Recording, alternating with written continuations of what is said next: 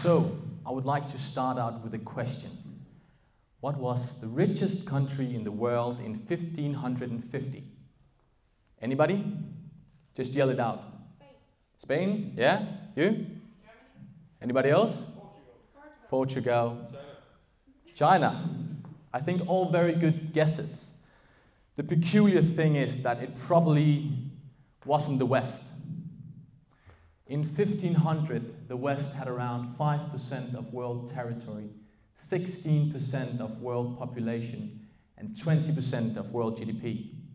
Then 413 years passed, and all of a sudden, what we today know as the West had around 58% of world territory, 57% of world population, and a stunning 74% of world GDP. So now you're probably wondering, why am I giving you historic facts and figures when I'm supposed to talk about creation?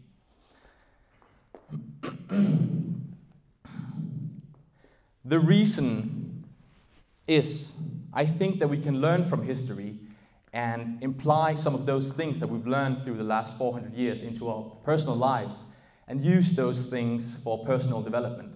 Now, then that's going to make you better at creating, but why would I want you to create them?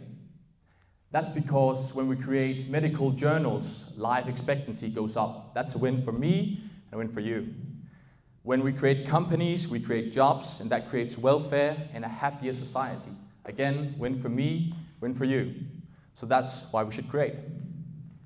But first things first, who am I? My name is Marc Myllerup, and Marley just introduced me before.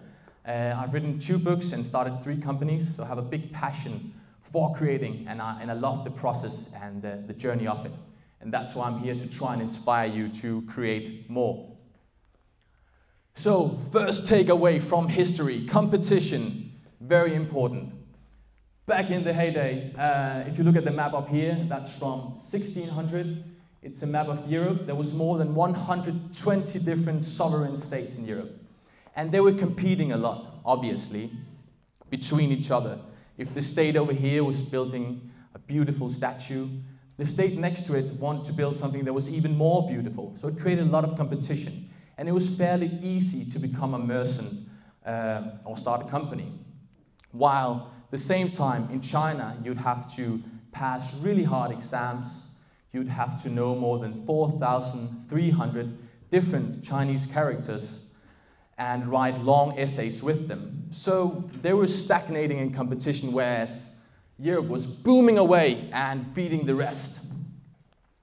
So how do you imply this historic thing into your personal life? And as you can see up here, there is a picture of a nightclub. So consider this. You want to become better at drinking and getting laid, be it with boys or girls. So close your eyes, just for a second. You're in a nightclub. So let's say over in the corner, you see a boy or girl dressing in a certain way. And he's picking up that boy or girl that you want to go home with. So you notice, maybe if I dress that way.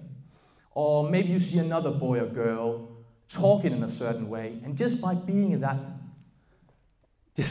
better? Better? Yeah. Okay.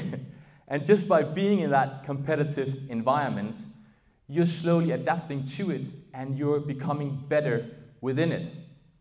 That also applies to CBS, for that matter. You're in an environment, and by observing, you're becoming naturally better at business. Or if you go to the gym, or any other competitive environment that you choose to place yourself within, you naturally become better in it just by observing and being there. So, first thing from history, competitive environment. Place yourself in a competitive environment. The second thing that we should take away from history is consumer society, or consumerism, as you might know it as. It's okay? A little down? Better? Okay? Yeah. All right.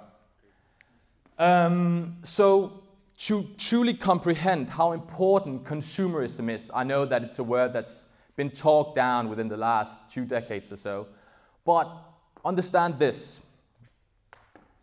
consumerism in the West has created more growth than the technological advances that was made in the start of the 18th century. So it's extremely important that we support each other's ideas, because that's in fact what you do when you go and buy a new shirt from Eton, or watch from Rolex, or car from Volvo, or whatever you do. Whenever you consume, you support that idea, and that creates more jobs, it creates growth, and it creates wealth. So how do we apply this to our personal lives? The way that I would like to apply this by saying that you should support your friends' ideas. Because when you support your friends' ideas, they in return support you. So by making others grow more, you yourself will also grow on those terms. So second takeaway from history, consumerism and support your friends' ideas. So up here, the third takeaway from history, work ethics. In the West, it truly arose with Protestantism. So you saw Germany, the Netherlands, Denmark, Norway, Sweden growing a lot more due to their work ethics, which came with Protestantism, where the saying, you live to work instead of working to live, became a thing. So obviously, per year, they worked a lot more hours than the rest of the world. And that's also why they beated the rest. Today, we know it from Asia that's beating us in terms of work ethics. Japan, China, South Korea. In fact, right now, the average annual report claims that the average South Korean person works 700 hours more per year than the average German person does. I think that's interesting to consider. Perhaps it can also become a bit too much. The word up there, karoshi, not sure if I'm pronouncing it right. It's a Japanese word that means death by overwork. So perhaps it can also become a bit too much. As you can see up there, I have a picture of Hemingway.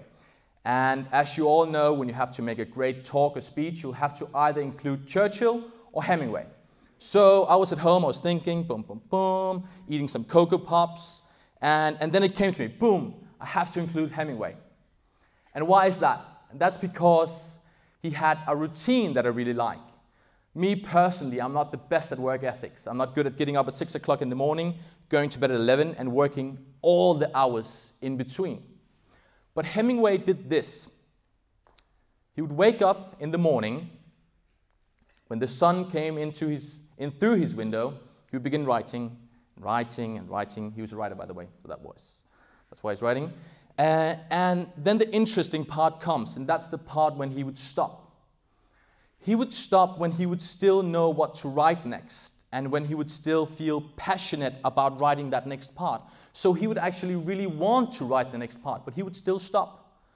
Then he would go out, he would probably get drunk, who knows, he was living on Cuba and having a really good time, it seems.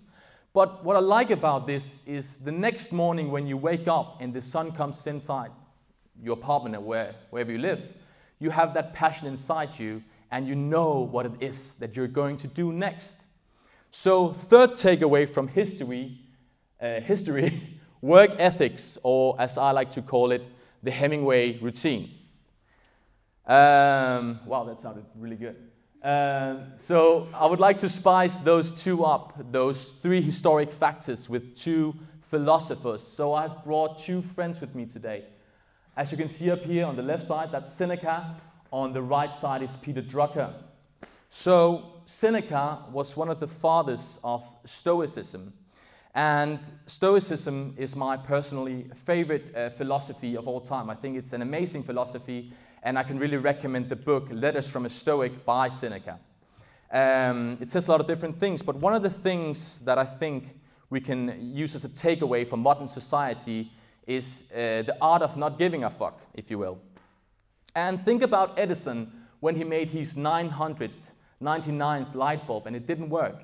He didn't care about what other people think, and so he continued and it ended up with a light bulb, which you can be happy about today, I guess.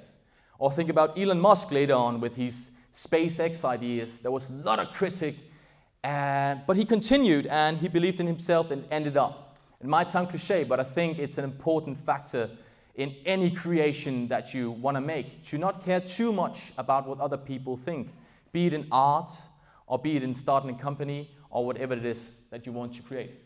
The other guy over there is Peter Drucker, and he said, if you can't measure it, you can't manage it. And again, it sounds like a bit of a cliche, but I think it's important to consider that you don't really know where you're going or how much better you have become if you don't know where you are today. So know where you are, measure it, and then you will know where you're getting at and how much better you have become.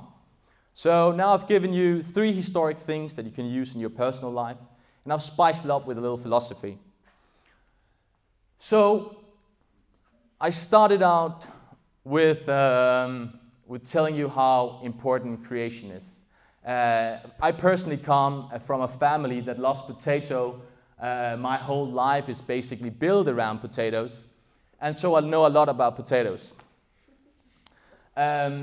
And that picture right there is of a potato plant.